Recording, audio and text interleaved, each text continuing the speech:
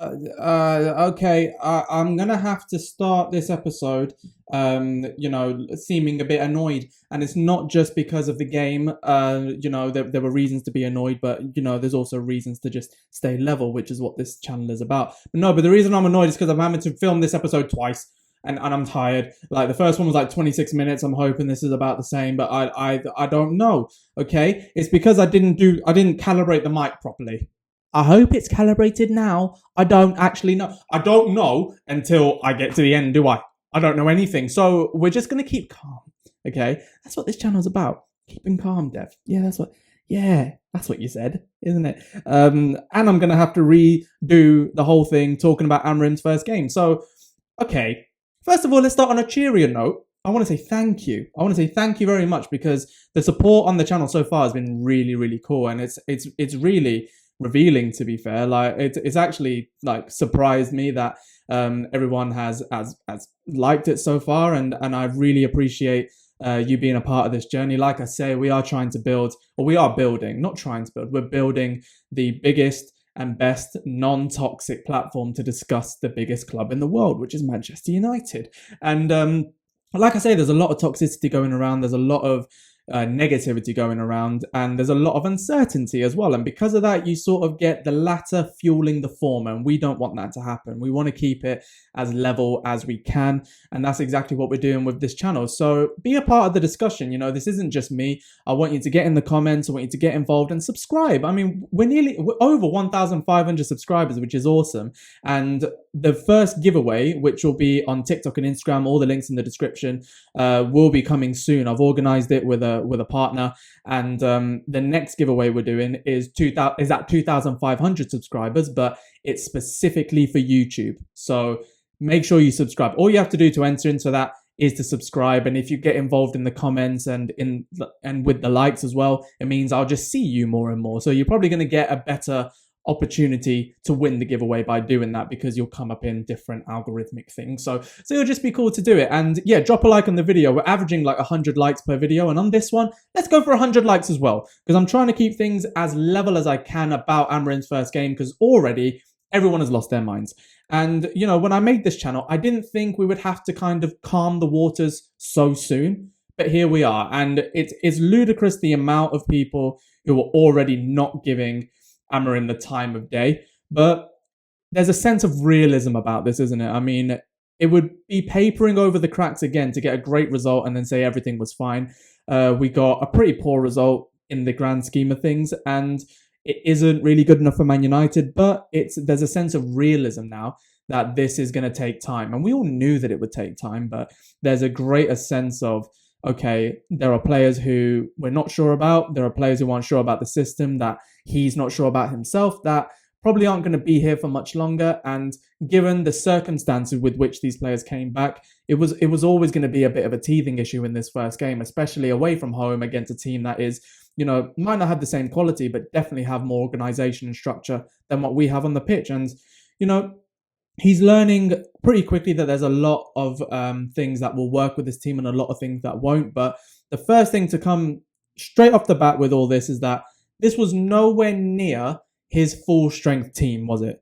In fact, all of the players who ended up featuring, he's only had 2 days with them, because the majority were on international break. So to say that this is a damning indictment of where United are going under this false dawn once more under Ruben Amorim is just pathetic. It's a weird narrative that's being driven by people who want to see Man United fail. And I understand it. When you've been so successful for ages, any reason to continuously bank on or bag on Manchester United, I understand it. I'd probably do the same if I was in their shoes, but it's just not realistic. The fact of the matter is there weren't many players available that started that game that are probably going to continue starting, at least in those positions, under Amorim moving forward. The back three, that's never going to happen again. Unless injuries force that to happen, that won't happen again. The middle two will also not happen again. And 3 of the players who featured in those key positions were some of the worst performing on the pitch. And, this isn't to go against anyone. I mean, I can't expect too much from Jonny Evans. He's already given us more than I expected. But I expected more from Casemiro, and I expected I just want a level of maturity to come into his game, which I think Amorim can help with. But he is still running about the pitch as if he is that destroyer of worlds that he has been for so long. So it might be difficult for him to accept the fact that his legs are going or have gone completely, really. But we saw under Ruben van Nistelrooy that when we placed Casemiro next to an industrial worker like Ugarte, then he was fine. And you didn't get to see a lot of those inadequacies within his game because Ugarte's physicality would make up for that. But then when you place him next to someone like Eriksen, you would hope that the technical quality would break yourself out of the thirds. And I'm guessing that's what Amorim wanted, was for them to pick a pass and for the wing backs to get involved. And really, there should have been a lot more of that, but there were no real groundbreaking efforts from either of them to do that, despite the constant running of Garnacho and Diallo. Like, Garnacho had a poor game, and there were elements where he needs to improve. But as a 20-year-old, I'm quite happy to, weirdly, as a 20-year-old who has come through, our academy at a young age. I know we didn't start at the academy; we bought him from Atletico Madrid, but to come on physically and develop the way he has, and still be our most prolific winger this season, like, I'm willing to give him time, believe it or not. He definitely has to improve a lot of parts of his game, but it's just weird if you're not backing someone like that who clearly has the talent in order to succeed at a high level. I'm not saying he's going to be the best player we've ever seen, but definitely to succeed at a high level and to play his role within the system and also his role within the squad, then it's just weird if you're not going to back him. I don't understand that at all. Diallo had a good game, and Diallo was probably the brightest spark of every outfield player. That being said, Mazraoui once more was, for me, he slowly proved himself to be the best signing of the summer. And when you consider the value, I actually think there can be no argument that he is the best signing of the summer, because the man's played left back, he's played right back, he's played cam, he's played right centre back, and he's looked pretty comfortable in all of those areas. I mean, he didn't look at home at cam. I think that's where Ten Hag lost his mind, frankly.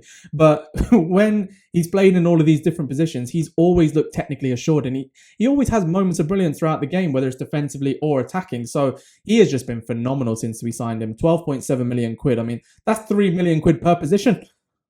That's a pretty good return, that is, Noose. So I'm very happy with him. But we also have to shout out Andre Onana, because who saw that coming? I didn't. I'll be honest, I didn't see Onana being one of the most dependable goalkeepers in the league.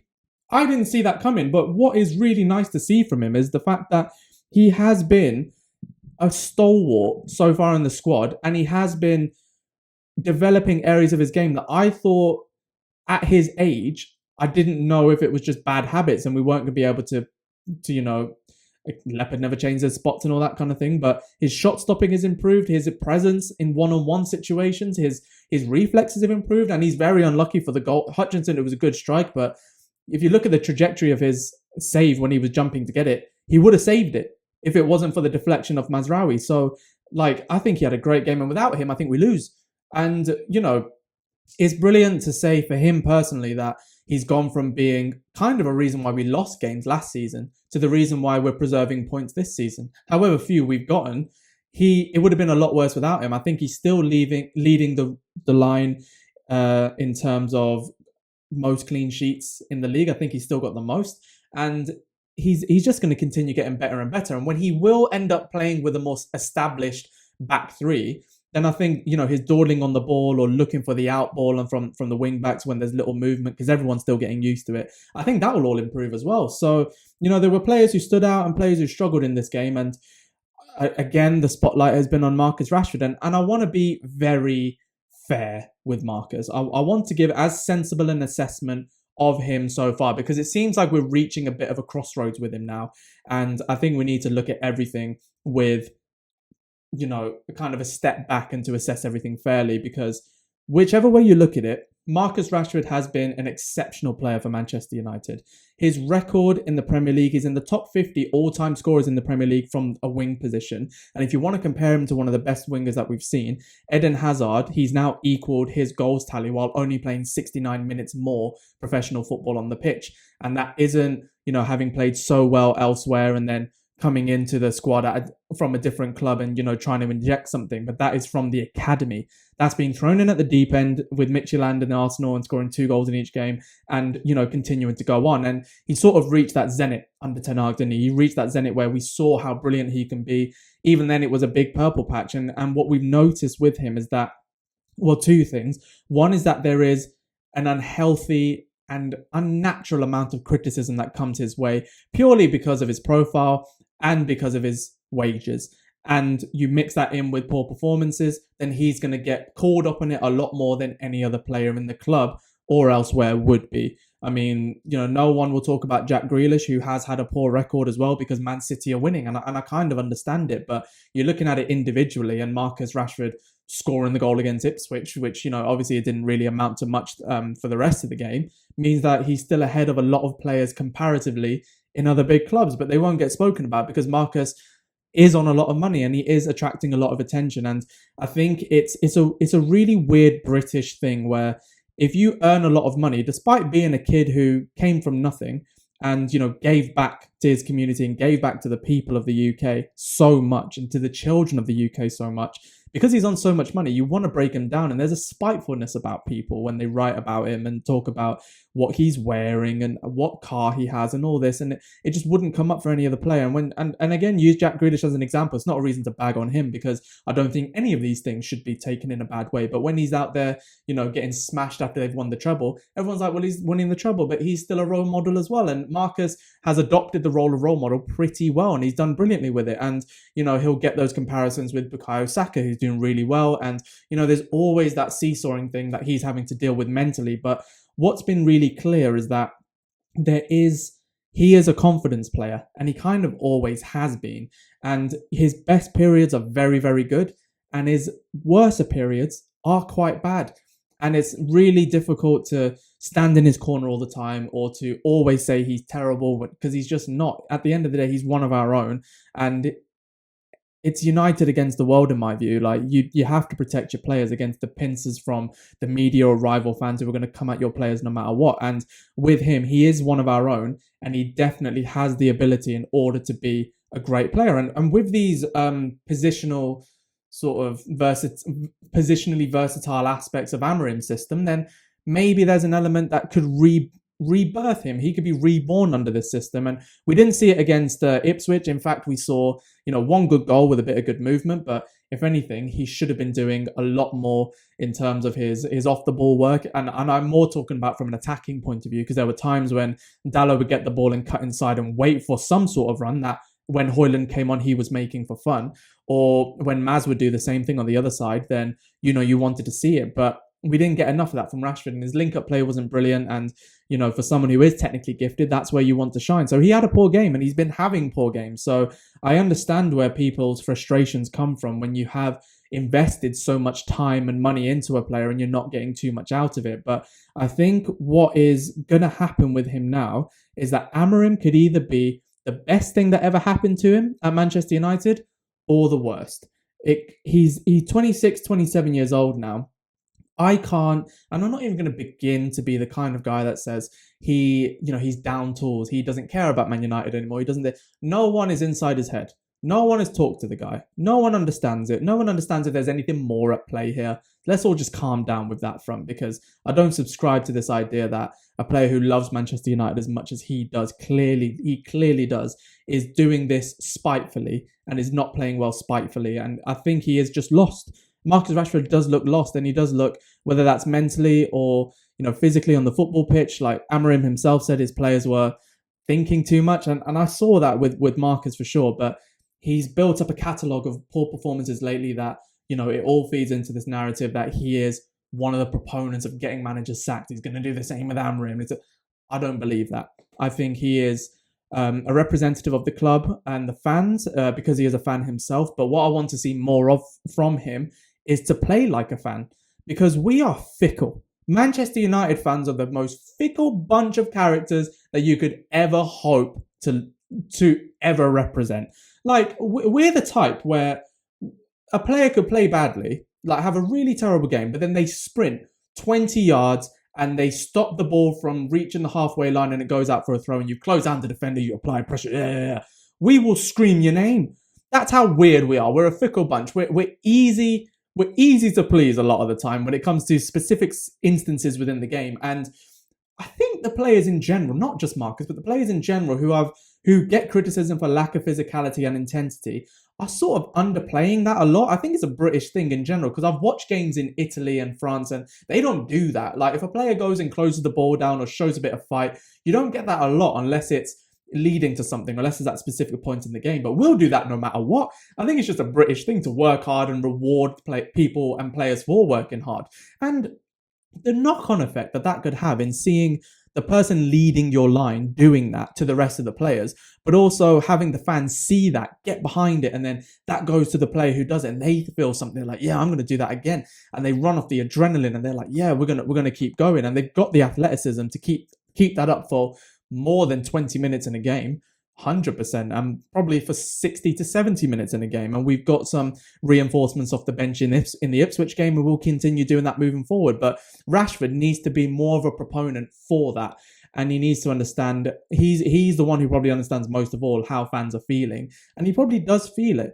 But like 80 or 90% of your communication is done through your body language and your actions and your tone rather than what you actually say. So I don't want to hear anything anymore from any of these players who receives this type of criticism.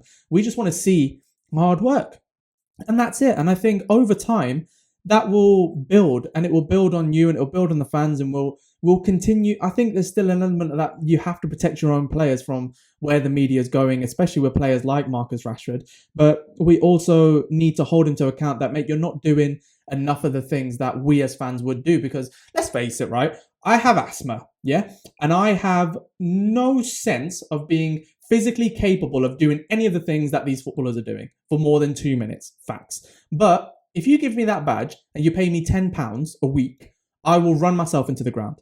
I will go into cardiac arrest for that football club, because that is my football club. That is how I'm made. That is how I am. So, if you're a fan, you need to start showing it in that way. And we're at that crossroads now, because you're 26 or 27. And like I say, Amorim could be the best thing for you in injecting that and igniting that, or it could be the worst thing for you. And maybe you might want to move elsewhere. You've been here your whole life. So, it's not out of the realms of possibility in the modern game to expect a player to then want to seek pastures new. And if he does that, he goes with all of our best wishes. But, we want to see more from him, because we know there's more in there. That's the annoying thing. We know there's more in there, and we want to see it. And it remains to be seen. But like everyone in this system under Amorim, I think they've all got a bit of a fresh slate with him. And if they prove that they're not up to the task, then they will leave. But if they can, then they'll stay. So let's see where Marcus is over the next few weeks and months. Because there is also a dichotomy with the other strikers we've got. I mean, like I just mentioned with Højlund, he came on and he presented a lot more industry in the striking role than Marcus did. But then Xerxes did the complete opposite. And I feel for Xerxes, because Xerxes is, he's a younger player than Marcus. I think he's 23. He's coming from, he's been at Bayern and it struggled at times there. Then he went to Bologna, found his feet again, and he's suffering a crisis of confidence. You can see it. You can physically see it on Xerxes. I don't know if that's his mannerisms or who he is. I don't know him enough to actually say that for sure. But I'm just surmising here that he is struggling right now mentally with the pressures of being a Man United player. And it is hard. So, I want to be fair to him, and I want to make sure that our players get the support that they need. And he is going to have to really step up to the physicality and the speed of the Premier League, because he's lagging right now. He is really lagging. So maybe in a European game, like against Bodo Glimt, we will see where everything goes, and we will make sure that he gets what he needs from this system, and we try and get the best out of him. But it's going to be a struggle. It's going to be difficult, and it's up to him to prove if he's up for the challenge. Højlund, I think, is. And there's always that question of injuries with a lot of our players, like with Mason Mount, with Lisandro Martinez, and all these other players who have struggled recently. So we're just going to have to wait and see on all of them. But there are clear if there are any red flags from this game, it's from the aging members of the squad. And it's more a damning indictment of where our recruitment has been over the past few years than it is of Ruben Amorim, because he had his system. We've been saying for years that we want a manager to come in, impose your system, impose your identity and philosophies on this squad, and if they're not good enough, get them gone. That's exactly what he did. He chopped and changed with his formation. Remember, he only had 2 days with the players that eventually ended up playing, whether they started or came on. He tinkered around with who was playing in what role. Players were still trying to figure things out. And he is going to learn a lot about these players over the next weeks and months leading up to Christmas, because we're playing the average of like 2 games a week until that time. And I think it's going to be a blessing and a curse injury-wise, because we don't know what's going to happen. This is the crunch time for any season to see how you're going to be set up in the new year. But I think for him, it's going to be more a blessing than a curse, because he's going to learn more than he would just on the training pitch and then being blindsided by games. He's going to see what's happening. So, he's proven at Sporting that he's not been afraid to dip into the youth. We've already been linked with loads of Sporting youth players like Giovanni Quenda as an example, which would be a dream based on how he's been so far. But, we've got some good youth players. We've got Chidowabi Martin, Samuel Oseoli we bought, James Overy we bought, Bendito Mantato, Amir Bragimov, who like Godwill Kokonki, who has been involved in the sessions, Jim Thwaites, who has been involved in. So there's loads of academy stars that are going to thrive under Amorim in the years to come. And I don't think it's out the realms of possibility to suggest that they're going to come on into the squad quicker than what we expect, because he has standards. He has proven at Sporting, if you're not up to those standards, you won't play for him.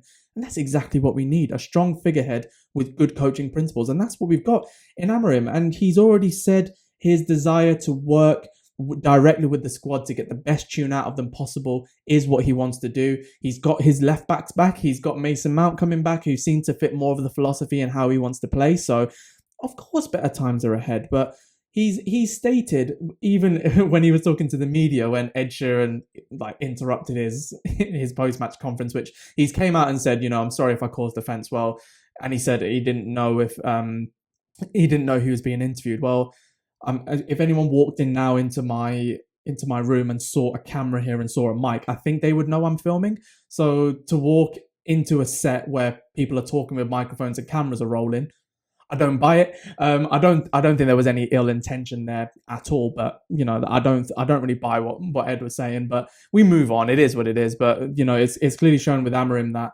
he is going to have a lot of media commitments at Man United and a lot of scrutiny because of that. And he's going to have to get used to that. That's the nature of the beast as being a Manchester United head coach. But it's kind of up to us fans to deflect a lot of the nonsense that we're seeing, because I already heard that Danny Murphy thinks that the 3-4-3 is not going to work.